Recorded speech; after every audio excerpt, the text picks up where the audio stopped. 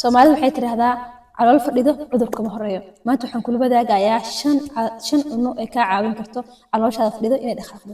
Cunnada koowaad waa cunnooyinka qolofta leh sida digirta, galleyda, wixii la mid ah digirta cagaaran. Dhammaan digirta isku dar cuntooyinka qolofta leh dhammaan.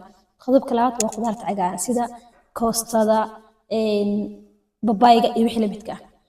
Mid saddexaad waxaa waaye miraha caadiga ah, khudaarta caadiga ah sida mooska, tufaaxa iyo wixii la midka ah. Sidoo kale inay qaatid biyo badan. Maxaa ku harsan lowska iyo bataati macaanka. Dhammaantood waxay naga caawiyaan in ay caloosheena fadhido ay dhaqaaqdo. Mar walba ku dadaal calooshaada in ay dhaqaaqdo sababtoo ah waxa caloosha saxarada waxaa waaye waxa sunta ah ee jirka laga saarayo.